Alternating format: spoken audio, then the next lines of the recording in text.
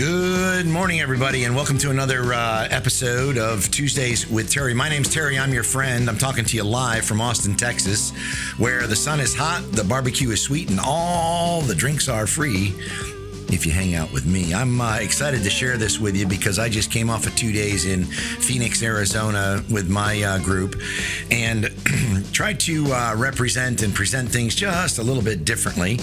And the title of this is Don't Try to Make a Sale, Work to Solve the Problem. And I want to share with you a couple stories on this. My good friend Dave Sims was with me out in Arizona, and Dave just moved into a new place. And you move into a new place, and either you move your furniture from your old place, or you decide to get some new furniture. And he decided to get some new furniture, and he couldn't decide what to get. And lo and behold, here he is without a bed, and he's without a bedroom furniture. And so, what happens is you end up sleeping on the floor, I guess, a little bit. But Dave decided to go out and buy a mattress and looked at a bunch of different things.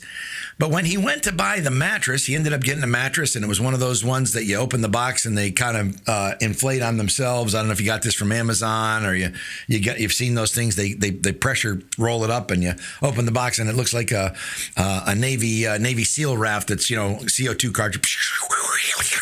And then you got a mattress right there. It's fantastic.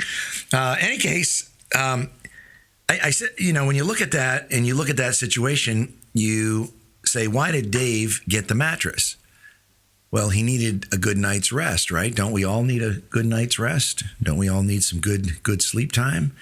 Some REM sleep, as they say. But he was solving a problem, and he had to purchase a mattress in order to solve his problem. What was his problem? He wasn't sleeping well. He wasn't getting his rest. He wasn't waking up feeling refreshed, re-energized, and ready to meet the day. So he had a problem. And whoever sold him that mattress helped him solve that problem. Now, he probably didn't pick out the exact mattress. He probably looked at a couple of mattresses and decided which one he wanted and which one would fit his budget. And then he made the decision to purchase the mattress, and then talked about logistics, how he was going to get it to his house, how he was going to get it set up, et cetera, et cetera. But I share that story with you because it's all about solving problems and not necessarily making a sale. I was listening to Mark Cuban the other day, and he was talking about when he was a kid and how his dad told him to get a job, and his neighbor had a big basement full of boxes of garbage bags, and he would go around the neighborhood and knock on people's doors and ask them if they had any garbage. And of course, people said yes. And then he would say, well, do you need some garbage bags? And people would say yes. And he said, well, I can get you some garbage bags. Here's some to help you solve your problem. And his concept is that's really where he learned how to solve problems versus how to convince, persuade, or try to sell someone something. And for so many people, sales is a dirty word, and it doesn't have to be a dirty word. All you have to do is try to solve a problem. A lot of fitness people tell me, I'm in the fitness business, and a lot of fitness people tell me I could never sell a membership. And I said, well, let me ask you a question. Do you believe in fitness and it's good for you? And they said, sure, I do. I said, well, do you believe that health and exercise and fitness is good for other people? And they said, absolutely. And I said, if you found a concept or an idea and you really believed in it, would you talk to other people about it? And they said, yes, I would. And I said, well, then you could help solve other people's problems. And in essence, you could make a commission or money from that. And the world calls that selling. But in any case, I want to approach it a little bit different today. And there was a gentleman, his name was Maslow, and he created something called Maslow's Hierarchy of Needs. And Maslow's Hierarchy of Needs, Maslow basically said everybody on earth, every human being has 5 basic fundamental needs. And those fundamental needs, at the very basic fundamental need, is the need for survival. We need food, we need water, we need shelter. The second fundamental need that we have is the need for safety and security. We need to feel safe. We need to feel secure about ourselves, our bodies, our persons, our families. The third need was love and social. We need to be connected. We know what just happened over the last 2.5 years with social distancing. So great. A few weeks ago, I was at Austin City Limits, thousands of people there. It was great to see people getting back, no mask, getting out, hanging out, and getting together with their friends and family members. The fourth level that Maslow speaks of is self-esteem. That's how we feel about ourselves. And the fifth level is self-actualization. That's the sense of accomplishment. And so I'm going to speak primarily to you if you are in the fitness business. If you are with Orange Theory or you're in the fitness business, this will apply directly to you. If you're not, you're going to need to sit down with pen and paper and think about how you can meet some of these needs and solve a problem. But so we talked about this week with my group, but if somebody has just been to their doctor and the doctor said, man, your blood pressure is too high, your cholesterol is too high, you got to lose some weight, you're not going to live past the age of, 58 or 60 or in another 2 years or 3 years. You're not on the right path. You got to get on a different path. And so when a person walks into your gym, they walk into your studio, they walk into your club, one of the things that's important is when was the last time they had a physical, because maybe they're coming there because the doctor told them to come there and they're worried about survival. They're worried about the length of their life. If you can show them what you have to offer that can extend their life, it can lower their blood pressure, it can lower their cholesterol, it can get them off of their medications, it can lose some weight and they can live healthier so that they live longer to be with their kids, to see their grandkids, to see their daughters, their grandkids grow up and their daughters and family get married. I'm just telling you, that's the better quality of life. The reason they're coming in is because they want survival. Try to find that out. Number 2 is safety and security. I talk about this a lot.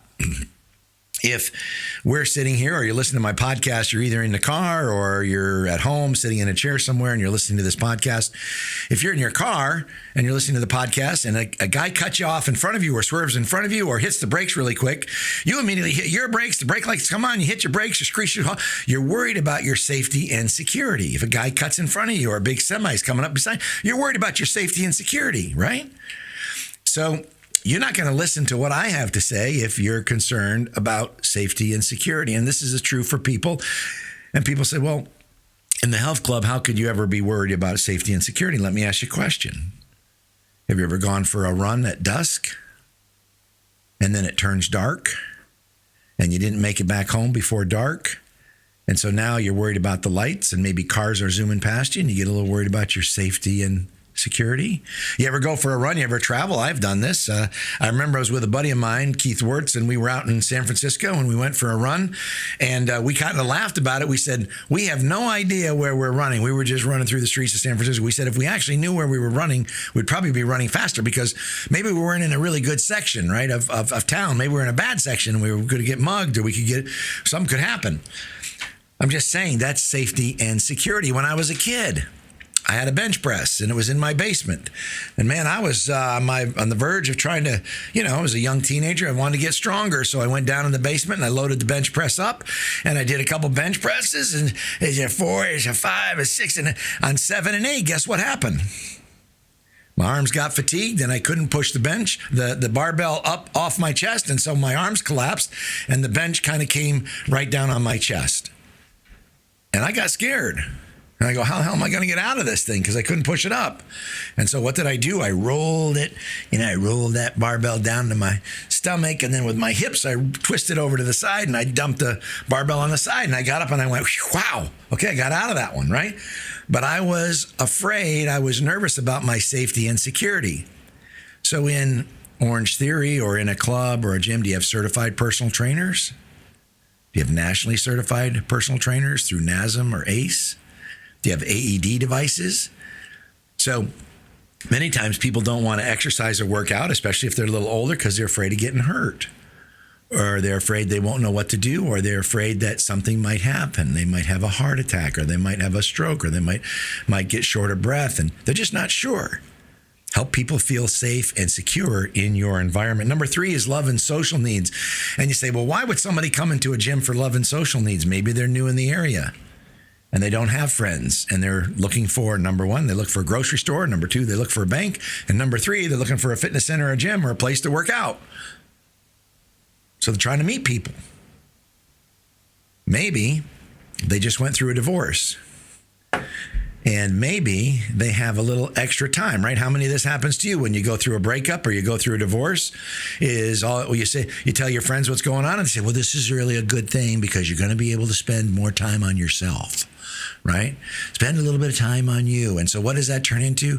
That turns into you having more time for self-care. You work out more, you lose weight, you go get massages, you get facials, you get mani-pedi, whatever it is, but you end up doing that. Then reality is it's a good thing for you because you're focusing on you. You're making a better you. But those are love and social needs that people have. And so when someone comes into the studio, one of the questions you might want to say is, are you new in town? Have you been around town? Are you looking just for yourself, or might you be looking for you and a significant other? That'll give you a little indicator about what they're there for. Number 4 is self-esteem. And most of the time, we think this is the number one reason why people join a health club is because of self-esteem. They want to look better. They want to feel better. They want to lose weight. And by the way, recent studies have shown that people that join health clubs, the number one reason used to be losing weight. Today, the number one reason is for overall total wellness, both physical and mental wellness. That's why people are joining health clubs and fitness centers. But self-esteem, right? And so what are the questions you might want to ask about that? On a scale of 1 to 10, how do you rate your current fitness level? When were you in the best shape of your life? What were you doing then that you're not doing now? And if nothing changes, is it going to get better or worse? I mean, isn't it time for a change, Mrs. Jones? The last level of Maslow's hierarchy of needs is really self-actualization, and that's really the feeling of accomplishment. I want to tell you, when I had that feeling, I've had it a number of times in my life, the feeling of accomplishment. I had it my senior year in college when I ran a mile and a half against my peer group and ran the best time and won that race. I had the feeling of accomplishment when I was running 10Ks. I had that feeling of accomplishment when I finished college, right? You set out to go through school and you do 4 years of school, and then you finish and you have graduation and you put the robe and you put the hat and they move the tassel and you get the certificate, and all your family's in the congregation or in the crowd, and then they take the pictures, and it's a fun time, but that's the feeling of accomplishment. I was dating a girl who was a marathon runner, and she said, you should run a marathon. I said, okay. And we started training for a marathon, and my very first marathon was Marine Corps Marathon in Washington, D.C. It was 45 degrees, and it was pouring rain, and it froze my backside off on that run. But I'll never forget how that run ended, 26.2 miles, and it ended at the statue of Iwo Jima, running up a hill, and the finish line is actually on the grass, and or it leads into the grassy area. And a Marine came up to me after the race, full gear, and said, congratulations. And he put a medal around my neck. I just finished the marathon, and he shook my hand. And I had this feeling of accomplishment. And it was Marine Corps Marathon, and a Marine actually recognized me for finishing, you know. I know there are things in your life when you've felt like you really had accomplished. Could be school, it could be writing the book, it could be getting the house, it could be getting to a certain income level, it could be in relationships, it can be a lot of different things. But in the gym business, you know, what can we do to help people get self-actualization? Right now, we're running something called Hell Week at Orange Theory Fitness, and people have to accomplish and complete 4 of the Hell Week workouts in order to get the t-shirt. That's a sense of that self-actualization. If people have never run before, and there's a woman in our office that had never run. She'd only done CrossFit, and then she got involved with Orange Theory, and she'd never run a mile, and she finally ran her very first mile. Imagine what that feels like. Imagine when you're hitting personal records. And as you get older, it's harder and harder and harder to hit those personal records. That's self-actualization.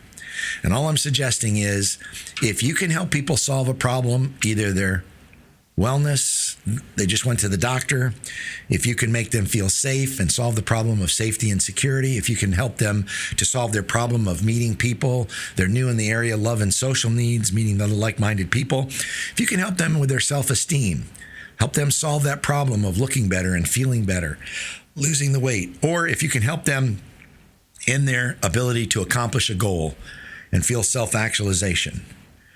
And I want to wrap it up with these 3 questions, because these are 3 questions that every person that walks into a studio, walks into a fitness center, ask of the fitness center, but they never say these out loud. And here's what they are. Number 1, they say to themselves, are you going to take a sincere interest in me? Are you going to treat me like a real person, like I'm real, or are you going to treat me like a number and you're going to treat me like everybody else? Are you going to take a sincere interest in me? They'll never say it out loud, but they're going to say it in their mind. Number 2, they're going to ask, can I get results here? Is this the program that's going to get me what I want? Is it going to solve my problem? Whatever those are, those hierarchy of needs. Is it going to solve my problem? And number 3, am I going to like the people, and am I going to like the programs? If you can answer those 3 questions when you meet somebody, of being sincere, making a friend, showing them how you can provide them results, and then how to be a likable person, If they don't sign up today, maybe they'll come back tomorrow. Maybe they'll come back next week. Maybe they'll come back next month. But whatever you do, make a friend. Answer those 3 questions in your presentation. Help them solve a problem. And I'm telling you, you in fact will make the sale. My name's Terry. I'm your friend. Thanks a lot for listening in today. Have a great day.